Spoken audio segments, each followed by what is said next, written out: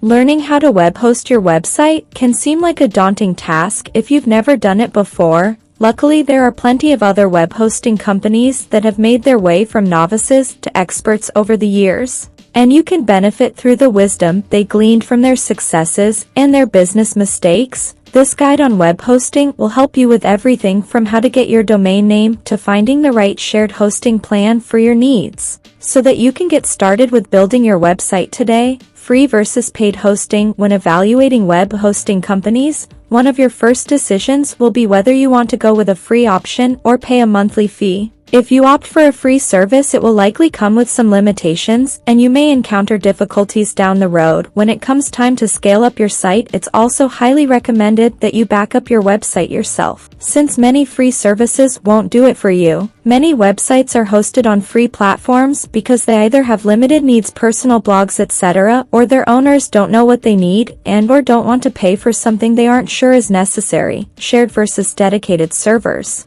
A dedicated server is meant for a specific individual or organization. It comes with all of your resources, so you don't have to share them with anyone else. The downside is that it costs a lot more than shared hosting, and it can't be scaled down if you run out of bandwidth. A shared server, on the other hand, shares resources between multiple people and organizations, but also lets you scale up when needed, at least temporarily. Unlike dedicated servers, shared servers typically cost less than $100 per month. Most small businesses will want to plan somewhere in between these two options. VPS, virtual private server, one of the most popular options you'll see among web hosting providers is VPS, or virtual private server. Unlike shared hosting where multiple websites are hosted on a single server, VPS utilizes its own server and resources. This can make them less affordable than shared servers, but more reliable and more suited to larger companies with big bandwidth needs. To find out more about how a VPS compares to other types of web hosting, read our guide here. Managed versus unmanaged web hosting.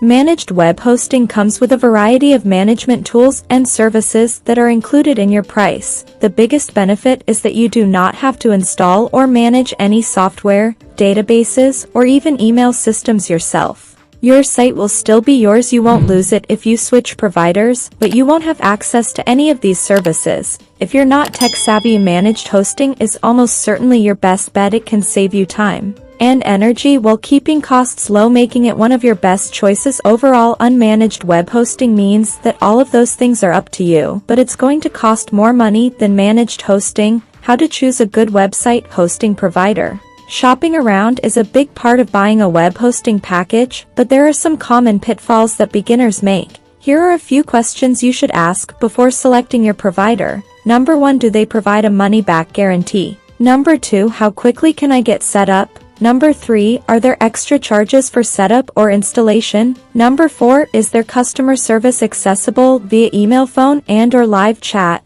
Number 5, are their packages customizable enough to fit my needs? For example, do they let me choose how much disk space I need? Number 6, do they offer any extras like free domain registration or free marketing tools? So friends, how did you like the way we told you today about earning money through web hosting? Do tell us by commenting, and if you like the video, then please do like the video and subscribe to the channel to watch similar videos.